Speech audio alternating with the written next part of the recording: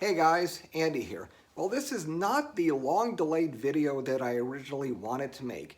I had a massive derailment last week on Volvo progress. Um, Last weekend I found what I thought was a really good deal on a DeWalt air compressor, but that turned out to be a disaster. And the reason why I'm holding this big wrench will become very clear in a second. The compressor looked brand new. It was less than a year old. It still had all the original warranty paper. So I went to go pick it up. The seller was a super decent guy and it was exactly as described. There was zero wear on any of the pulleys, zero wear on the belts, zero dirt or any wear inside the motor. It looked brand new. So picked it up, brought it home. And that's when the shit show started. I didn't realize this would turn into such a mess. I figured I'm just getting a basically new compressor. So unfortunately, I did not make any video content for it. I just had a bunch of stills that I took from inside the compressor. So sorry. So I opened the drain plug, wasn't expecting much, but then this brown mud started dripping out slowly. It's going, what's going on? So I took a wire, plugged it in there, and there was so much mud and rust in there, it was so completely clogged, but once I dislodged that, a freaking half-gallon of brown, black mud and rust gushed out. Wow. Then I proceeded to clean the inside of the tank to get a better idea of what's going on. The entire bottom of the tank was completely caked in brown rust. I ran, I don't know how many gallons of water and detergent. I flushed through it and it just kept getting more and more mud out of this as it was washing off from the bottom.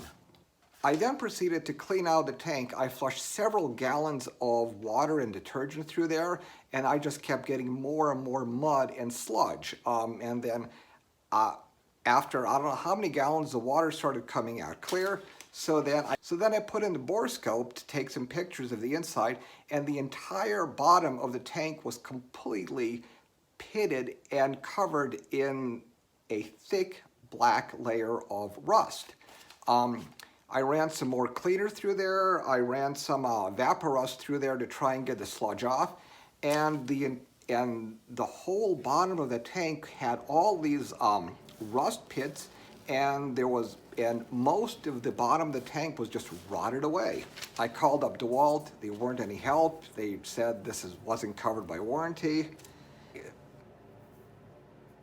At this point, I just gave up on this and I called the seller back, and because he was a super great, decent guy, he agreed to just go ahead and let me have my money back. So I loaded it back up in my truck and I drove it back to him. Now, the condition of the compressor was absolutely and 100% consistent with how the seller described it, only being used a few times and it just sat. There was no way this compressor could have run for any length of time with zero indications of wear on the pulley. So how did all this water get in there? I have no idea. I don't know, maybe somehow at the factory it was left open and it rained or something. Maybe as they were shipping it in the truck, they had the side cap open and rain got in there and filled it with water. I have no idea. So with the condition that this compressor was in, with the entire bottom of the tank corroded and all sorts of pitting in there, it was simply not safe to use it. When these compressors are filled, they're at 150 pounds, there is an incredible amount of energy stored in there. And when these things fail, they fail catastrophically. Just search here on YouTube for air compressor failures and you will find countless videos of air compressor explosions. So, sorry, it's just not safe to use anything like this.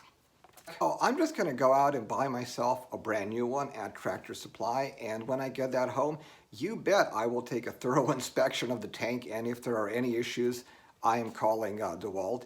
And of course, the very first thing I will do is buy an auto drain valve to make sure that there is no water accumulation. So in my opinion, it's just not a good idea to buy a used air compressor. They're really hard to inspect. The only way you can really inspect them is by putting a borescope in there. And your life just isn't worth saving a few bucks by buying a used one. So I just really think it's just the best idea to buy these things new. Okay, so next time we're getting back to Volvo progress.